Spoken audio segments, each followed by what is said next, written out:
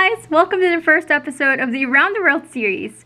I think it's important to start this journey from within, from home, and by that I meant we're gonna make a Filipino dish. And by that, I want to start with adobo, which is arguably Philippines' national dish. Now, adobo is actually a Spanish word for marinate. Now, before the refrigeration era, the Spanish people have used this marinade, which I believe consists of salt, pepper, oregano, paprika, and vinegar to cure their meats. Now, in terms of the Filipino adobo, it actually started before the Spanish era. What happened was the Spanish colonized our country for 300 years, starting from the 1500s, I think, to the 1800s. Now, before that era, the Filipino natives have actually just used salt, pepper, vinegar to cook their meats, mostly in clay pots. Now, when the Spanish came and saw the similarities, they've referred to these native dishes as adobo as well. Now, nowadays, if you look at all the recipes online, you'd see so many different variations of adobo. And even in my hometown, different regions have their own recipes, and individually, people have tweaked the regional recipes themselves to suit their tastes. Today though, we're gonna make a very basic chicken adobo. Yeah, so guys, that's the first episode. That's what's gonna be Jojo's cooking, and it is ours to discover and ours to delight.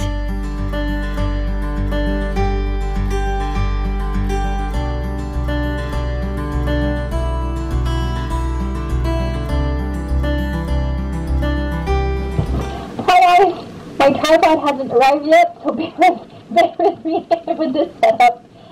But yes, I just want to show you how I like to clean my chicken. And for the most part, I use chicken thighs for my dishes, just because it has the bone and the skin that would add additional flavor to the dishes. But for all of you health-conscious people out there, you can probably see this extra layer of fat.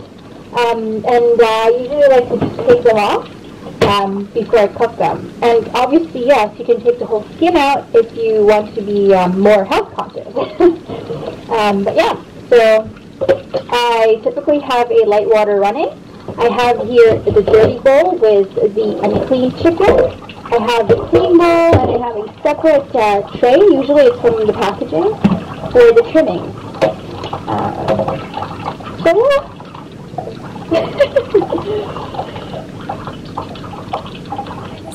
I was having tripod delivery issues, so this is my setup, and I just want to show you how I had to be creative.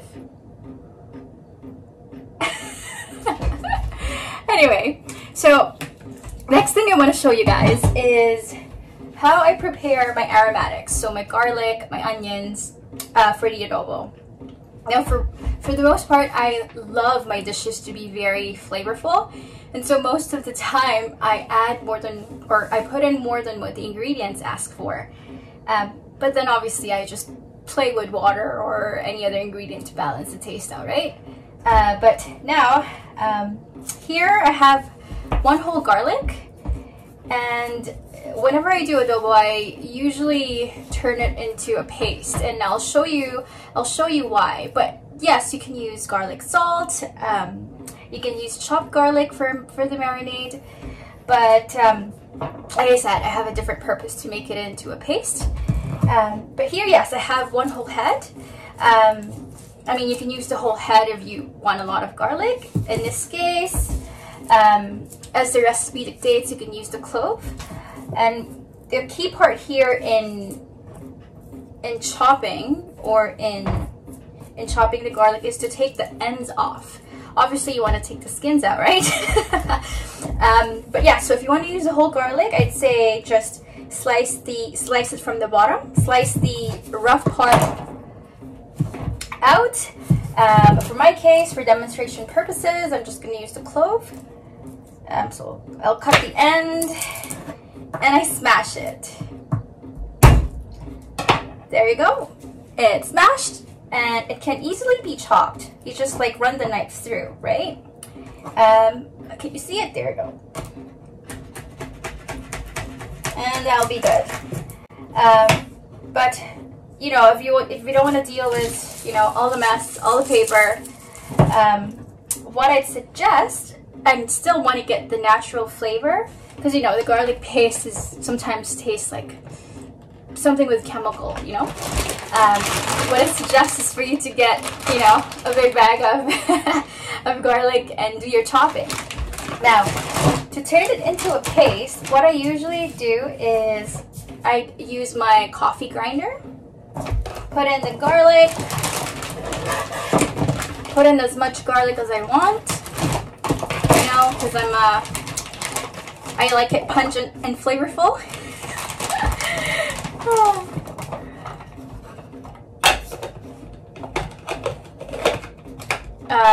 You can probably use a food processor here, but you know,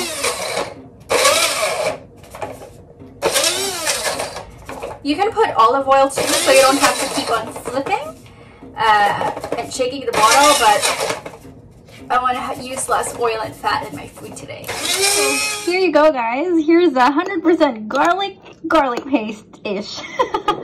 You still see the bits though, but that's fine. I really just wanted to have more of a silkier paste-ish texture. And I also want to show you these big onions.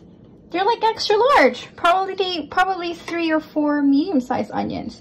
But yes, I think for the adobo, I'm going to use 1 whole thing, or 1.5. But yes, I'm just going to chop away.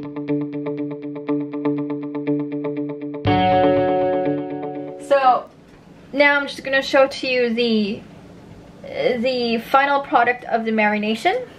But basically, what you need to do is mix everything in one bowl. Everything except the vinegar, olive oil, and onions. We're going to use that later in the actual cooking part.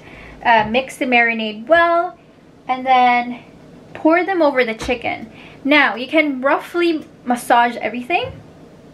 I mean, all the chicken and the marinade. But what I love to do is actually, I don't know if you can tell, but I really peel the skin off. I peel the skin off. Woo. I like to peel the skin off and massage even the flesh. Make sure that I get in all the garlic, all the other ingredients in, so that the flavor would seep in better on the flesh. And that's why I wanted my garlic to really be pasty, so it's easier to massage, easier to blend with the rest of the ingredients. Now, most recipes would tell you to marinate them at least 30 minutes, 1 hour, preferably for a whole day or overnight. But because we're filming in one day, I'm just gonna do a 30-minute marination. I have here also the pots heating, and today we're doing a big batch, so I'm using my Dutch oven. And I have this extra pan just to help me with the browning. Now with the browning, I have them on medium-high heat. I'm just gonna put some oil, and we're just basically gonna brown them. So the browning helps obviously with the color, so it gives a beautiful brown color. It also helps seal in the flavor on the flesh and the skin of the meat. And I think overall it just gives a different depth of flavor in the adobo. Aren't they gorgeous? Ah! Aren't I gorgeous? Anyway, so next step is sauteing the onions with the brown bits. And so as you can see, the onions are somewhat translucent now. And that's really the time when I add the chicken. So, okay, let me see if I can just dump everything out. This is hard. The chicken's all in. And then I forgot to say, there you go, the chicken's all in after the sauteing of the onions. Now I forgot to say, sorry guys, you need to save your marinade from earlier, but then also you need to add water in it. So for my scale-up recipe, I need to add about 2 cups of water. I'm gonna boil them in medium heat, and then after that we're gonna simmer with low heat. Okay, so the adobo is now boiling. I'm just gonna put this to simmer, lower the heat up. And then we're gonna add the vinegar.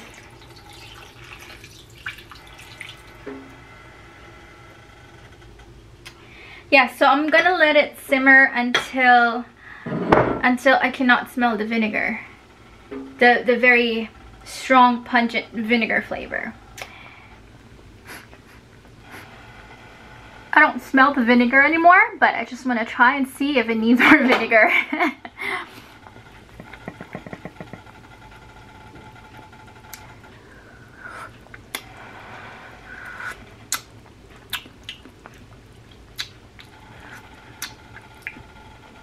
It needs a bit more vinegar, plus then more salt and pepper.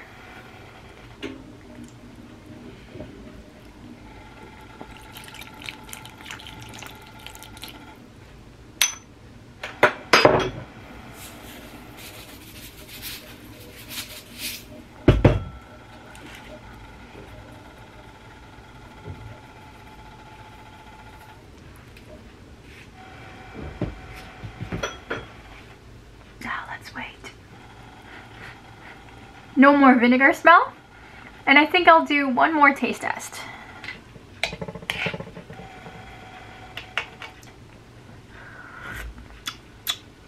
Much better.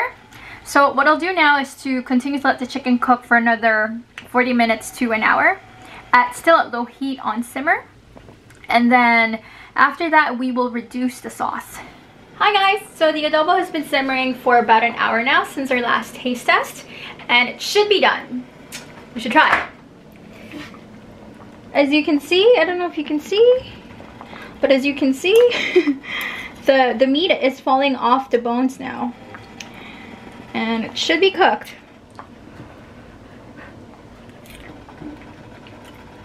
Yeah, it's cooked, and you can actually serve it as is.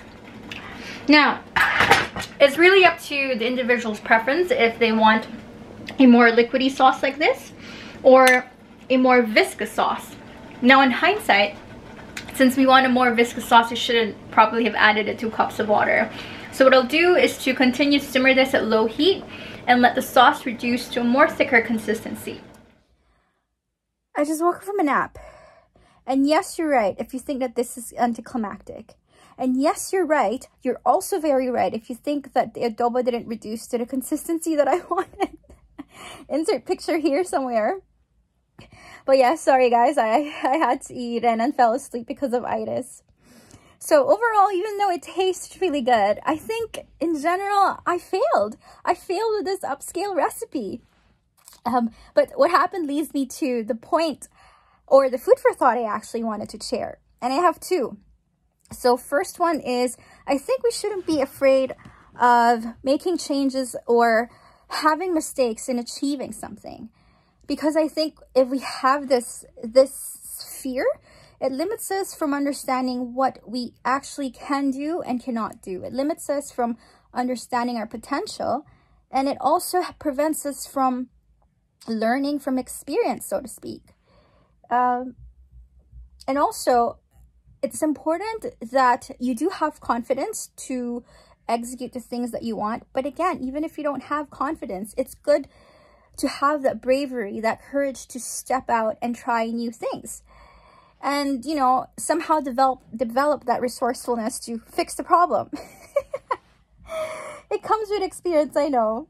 And we just have to be careful not to waste money or food along the way. But you know, it's a matter of risk appetite and risk management too, right? But yeah, so that's the first point. Second point is, I think despite of any preparation and skill that we would have in achieving this goal, any goal in life, it's more beneficial if we understand the purpose of why we do things and have an intrinsic motivation to help us push through. Because if they're going to get tough, you might stop. You might develop that fear, you know. You might lose the drive to push things. And once you know your end goal and understand its impact, and understand its value in your life, then you would be more dedicated to finish whatever you have started. And yeah, I think these food for thought wraps our episode for this week. I did enjoy the food. even though it's too liquidy than what I wanted. Anyway, and I hope you also enjoyed the video and have taken as a beneficial reminder the food for thought this week. Bye guys, see you in the next video.